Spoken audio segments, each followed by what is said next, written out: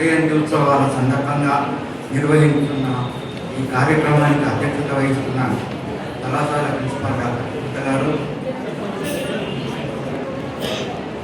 Doctor Sunitha గారు, అదేవిధంగా ఈ కార్యక్రమానికి ముఖ్య అతిథిగా వచ్చిన ఎమ్మెల్సీ శ్రీమతి వాణి గారు, మిత్రుడు దేశపతి శ్రీనివాస్ గారు, ఎమ్మెల్సీ నందిని సీతారెడ్డి గారు, దేవి ప్రసాద్ గారు, ఫారూక్ హుసేన్ గారు, మా రాజేశ్వరరావు గారి కుటుంబ సభ్యులు, రాజేశ్వరరావు గారి బంధుమిత్రులు, అదేవిధంగా కళాశాల అధ్యాపకేతర సిబ్బంది, విద్యార్థులు అందరికీ, విద్యార్థులకు పేరు పేరున నా నమస్కారం. ఈ కళాశాల ఇంతకుముందే చాలా వరకు ఏర్పడిన పరిస్థితి గురించి మనకు తెలియజెప్పడం జరిగింది. అయితే ఈ సందర్భంగా మనము జ్ఞాపకం అవసరం ఏంటి అంటే, ఈ కళాశాల స్థాపనకు ఒక ప్రత్యేక పరిస్థితులలో సిద్దిపేటలో ప్రభుత్వ కళాశాల ఏర్పాటు చేయడం జరిగింది. అది ఇప్పటికీ చర్చించినప్పటికీ మళ్ళీ ఒకసారి మనం దాన్ని గుర్తు చేసుకోవాల్సిన అవసరం ఉన్నదని ఈ సందర్భంగా నేను భావిస్తున్నాను. ముఖ్యంగా తెలంగాణ ప్రాంతాన్ని ఆంధ్ర ప్రాంతంతో కలిపి ఆంధ్రప్రదేశ్ రాష్ట్రం ఏర్పరిచే సందర్భంలో అప్పుడు తెలంగాణ రాష్ట్రానికి ముఖ్యమంత్రిగా ఉన్న డాక్టర్ బూర్గుల రామకృష్ణారావు గారు తెలంగాణ ప్రాంతం వెనుకబడ్డది కాబట్టి మనం తెలంగాణ ప్రాంతంలో విద్యాలయాలను నెలకొల్పాలి, డిగ్రీ కళాశాలను నెలకొల్పాలనే ఉద్దేశంతో తెలంగాణ ప్రాంతంలో 5 కళాశాలలను స్థాపించడానికి నిర్ణయించడం జరిగింది. అందులో మరి నిజామాబాద్, ఖమ్మం, నల్గొండ, కరీంనగర్ ఇవేమో జిల్లా హెడ్ క్వార్టర్. మెదక్ జిల్లాకు సంబంధించినంత వరకు మరి మామూలుగా అయితే సంగారెడ్డిలో ఈ కళాశాల స్థాపించాల్సిన అవసరం ఉండేది. కానీ అప్పుడు ఈ ప్రాంత ఎమ్మెల్యేగా ఉన్న గురువారెడ్డి గారు, అప్పటికి ప్రభుత్వంలో చాలా ఇన్ఫ్లుయెన్షియల్గా ఉన్న పివి రాజేశ్వరరావు గారు, పిసిసి జనరల్ సెక్రటరీగా ఉన్నవారు, వారు ఒక ఆర్గ్యుమెంట్ ద్వారా సిద్దిపేటకు ఈ కళాశాల రావడానికి కారకులైంది. మేము ఇదే విషయాన్ని గురువారెడ్డి గారితో మాట్లాడినప్పుడు వారు ఒక ఆర్గ్యుమెంట్ డెవలప్ చేశారట. సిద్దిపేట ప్రాంతంలో 10వ తరగతి HSC అప్పుడు 11వ తరగతి పాస్ అయిన విద్యార్థి, తద్వారా మరి జిల్లా హెడ్ క్వార్టర్ కాకపోయినప్పటికీ సిద్దిపేటలో కళాశాల స్థాపనకు వారిద్దరూ మరి కృషి చేయడము, ఆ విధంగా వారు సఫలీకృతం అవడము, తద్వారా మనకు సిద్దిపేటలో డిగ్రీ కళాశాల 1956లో స్థాపించడం జరిగింది. మరి సిద్దిపేటలో 1956లో ఈ కళాశాల లేకపోయినట్టయితే డయాస్ మీద ఉన్నోళ్ళమైనా, మీ ముందు నిలబడ్డ నేనైనా అప్పుడు 11వ తరగతి HSC వరకు చదివి మరి మామూలుగా ఏదో చిన్న ఉద్యోగం చేసి జీవితంలో మరి మా జీవితం గడిపేవాళ్ళం. కానీ సిద్దిపేటలో డిగ్రీ కళాశాల రావడం వల్ల మనం అందరం ఉన్నత విద్య చదువుకునే అవకాశం జరిగింది. మరి ఇంచుమించు లక్షల మంది, అంటే మనం అది అతిశయోక్తి కాదు, మరి గత 70 సంవత్సరాలుగా సిద్దిపేట డిగ్రీ కళాశాలలో లక్షల మంది తమ ఉన్నత విద్యను చదువుకొని తమ జీవితాలను మెరుగుదిద్దుకొని, అదేవిధంగా వారి ద్వారా లక్షల కుటుంబాలు లాభపడ్డాయి, జీవితాలు స్థిరంగా ఏర్పడ్డ సందర్భం మనం గుర్తు చేసుకోవాల్సిన అవసరం ఉన్నది. కాబట్టి సిద్దిపేట ప్రాంత అభివృద్ధికి అంటే సిద్దిపేట చుట్టుపక్కల ఇండస్ట్రీస్ లేవు కాబట్టి మరి సిద్దిపేట అభివృద్ధి చాలా కష్టంగా ఉండేది.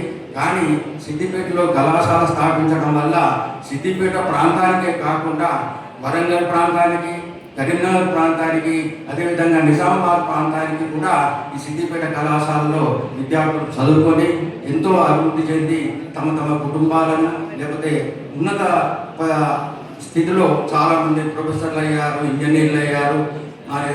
మన ఇదివరకు ఉన్న ముఖ్యమంత్రి చంద్రశేఖరరావు గారు కూడా సిద్దిపేట కళాశాల విద్యార్థి అని ఈ సందర్భంగా మనం గుర్తు చేసుకోవాల్సిన అవసరం ఉన్నది. ఒకటి సిద్దిపేట కళాశాల స్థాపన మరి ఈ ప్రాంతం యొక్క అభివృద్ధిని పూర్తిగా మార్చిందని ఈ సందర్భంగా మనం గుర్తు చేసుకోవాల్సిన అవసరం ఉన్నది. దానికి ముఖ్య కారకులు మరి పివి రాజేశ్వరరావు గారు, అదేవిధంగా మరి గురువారెడ్డి గారు.